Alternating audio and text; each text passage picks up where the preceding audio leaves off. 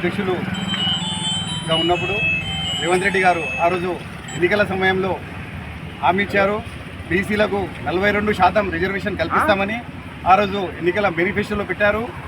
అలాగే ఆ రోజు చెప్పారు, కాంగ్రెస్ పార్టీ అధికారంలో వచ్చాక బీసీలకు 2018 డిక్లరేషన్ ప్రకారం రిజర్వేషన్ కల్పిస్తామని ఆ రోజు హామీ ఇచ్చారు.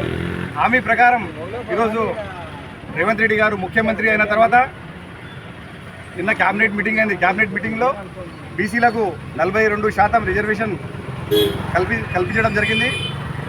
క్యాబినెట్ మంత్రివర్గంలో ఆమోదం చేయాల్సిన అవసరం ఉన్నది, చేశారు. కావున బీసీలకు స్థానిక సంస్థల్లో సర్పంచ్ కానీ, ఎంపీటీసీ కానీ, జెడ్పీటీసీ కానీ వారికి జనాభా పరంగా జనాభా దామాషా ప్రకారం వాళ్ళకి ఇన్ని రోజులు అన్యాయం జరిగింది. ఆ అన్యాయాన్ని రేవంత్ రెడ్డి గారు ఈరోజు 42% రిజర్వేషన్ కల్పించి వాళ్ళకు న్యాయం చేసిన వాళ్ళు. అదేవిధంగా దేశవ్యాప్తంగా కూడా పార్లమెంట్లో కూడా అమలు చేయాల్సిన అవసరం ఉంది, ఈ చట్టం చేయాల్సిన అవసరం ఉంది. ఈరోజు రాష్ట్ర ప్రభుత్వం ముందుకు వచ్చి బీసీలకు రిజర్వేషన్ కల్పించడం చాలా సంతోషకరం.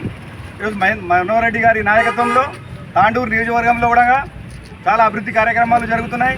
ఈరోజు రోడ్లు కానీ తాండూరు నుంచి హైదరాబాద్ రోడ్డు కూడా నేషనల్ హైవేగా శాంక్షన్ అయింది. 100 కోట్లతో వికారాబాద్ నుంచి తాండూరు వరకు బీటీ రోడ్ పనులు నడుస్తున్నాయి.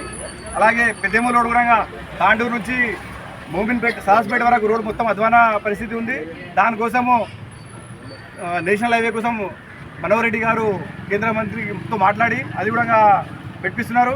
అలాగే ఇందూరు రోడ్డు కూడా తాండూరు నుంచి జైరాబాద్ బిదర్ వరకు అది కూడా నేషనల్ హైవే తీసుకొస్తున్నారు కదా, అది ఆ రోడ్డు కూడా అయిపోతుంది.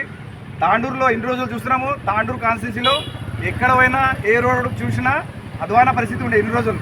మనోహర్ రెడ్డి గారు వచ్చినాక ప్రతిసారి అసెంబ్లీలో గాలం చెప్తున్నారు, ప్రతిసారి మాట్లాడి ఈ ప్రాంతానికి రోడ్లు కానీ, పాఠశాలలు కానీ, కళాశాలలు కానీ, తాండూరులో మెడికల్ కాలేజ్ కూడా స్టార్ట్ అవుతుంది. మెడికల్ 100 పడకల హాస్పిటల్లో కూడా అది కూడా మనోహర్ రెడ్డి గారు ప్రతి పని రాష్ట్రంలో కావాల్సిన కానీ అన్ని పనులు తాండూరు నియోజకవర్గంలో చేస్తున్నారు. కావున మనోహర్ రెడ్డి నాయకత్వంలో మేమందరూ పనిచేస్తామని కోరుకుంటూ ముగిస్తున్నాను. జై కాంగ్రెస్.